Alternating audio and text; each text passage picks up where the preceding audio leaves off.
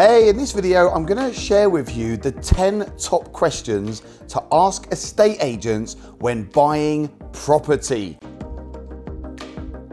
If you're new to my channel, make sure you hit the subscribe button and the notification bell.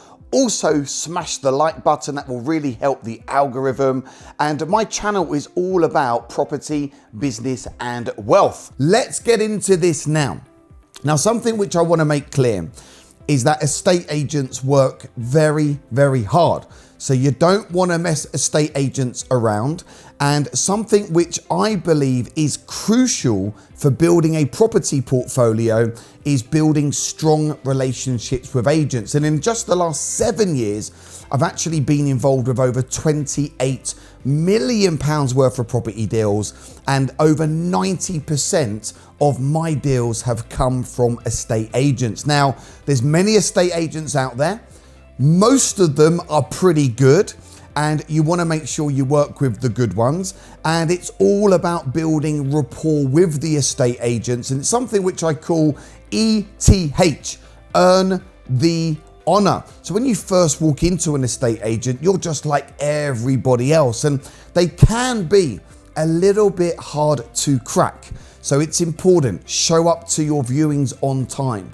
If you put an offer in and it's accepted, follow through and do everything you can to build credibility, build rapport, because believe you me, when they know you, like you and trust you, they will be bringing you the deals before they even go in the shop window or they get onto Rightmove.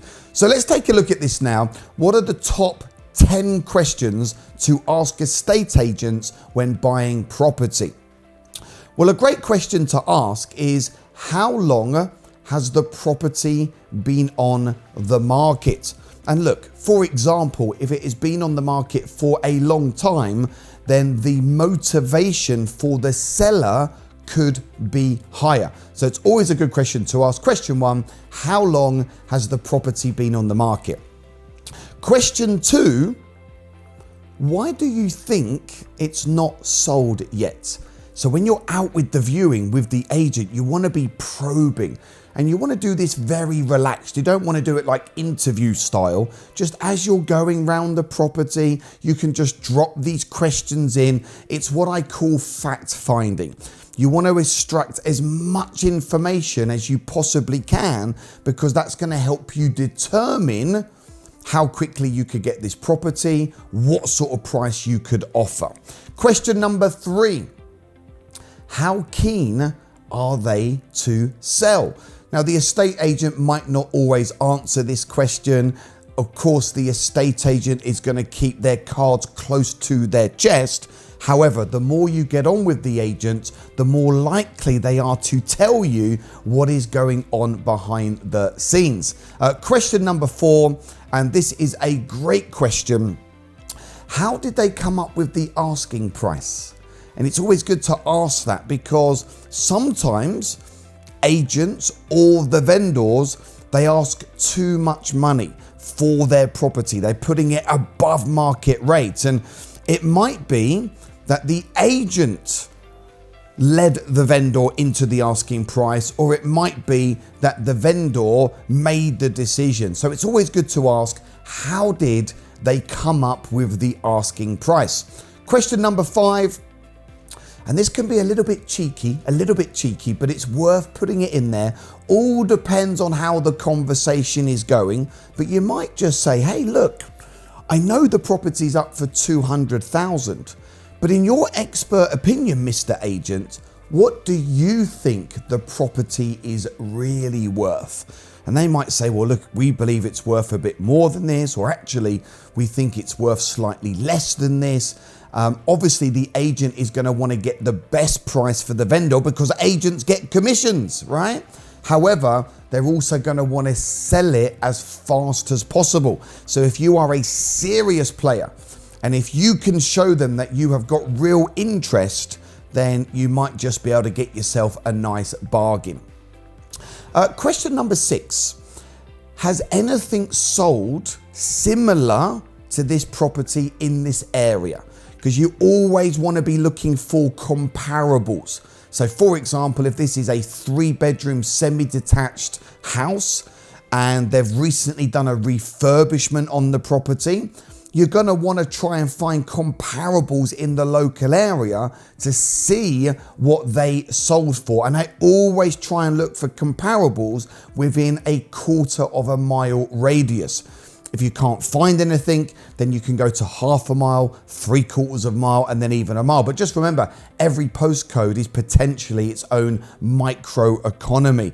And ideally, when you're buying property for investment, you don't want to buy something done up anyway. You want to buy dirty, horrible, smelly, disgusting houses where you can get them for a great price, go and do a refurbishment, add the value, and then sell it or refinance it, make a big lump of profit, or have a wonderful tenant there that's going to be paying you rent. Question number 7. Is it freehold or leasehold? Now, leasehold will typically be for flats, but it's worth asking the question. Not all flats are leasehold. And if it is leasehold, you're going to want to ask, well, how many years are left on the lease? And ideally, you want to make sure that you've got 90, 100 years, if not more, left on the lease. Anything less than that, 20 years, 30 years, 40 years, that could cause you some problems in the future. So it's definitely something you'd want to address before you buy the property. And it could also affect the asking price that you offer. Question number 8. Is the property on with multiple agents? Because sometimes a vendor will put the property with 2 or 3 agents, and then the agents are in competition with one another. So if you're speaking to this agent and he knows it's with another agent, that agent might just try and do you a better deal, might just show you a little bit more love, because that agent is going to want to get the commission. Question 9, and if you're going to ask this question, then I would only ask it if you are serious about following it through. Now, I'm a property investor. I like to hold assets, so buy, refurbish, refinance. I've done many deals. I personally don't manage any of my properties. And in the past, I've used letting agents, I've had an in-house property manager, sometimes I've had a little bit of both. So a good question to ask is, if I buy this property, would it be okay to hand it back to you so you can then rent it out? All of a sudden, the agent's going to be getting double commission. They're going to get the commission to sell it, and then they're going to take the property back to manage it. And what you do is you'll then pay the letting side of the agent a management fee to manage that property, find your tenants, so you can then focus on more deals and more money. And question number 10, would they be happy with a cash purchase? Would they be happy with a cash purchase? And that doesn't mean to say that you have to buy it cash, but I do find that it increases the agent's level of interest, because the quicker you buy it, the quicker they get paid their commissions and they can move on to another deal. They are 10 questions that you can be asking an agent. It's what I call a fact find. It's a great way to build rapport. And on top of these types of questions in relation to the property, I'll throw you some bonus content. So I always like to get to know the agent on a personal and intimate level. I'll always try and take the agent out for coffee to get to know them. I really want the agents working for me rather than the agent themselves. And I always like to find out, hey, how long have you been an estate agent?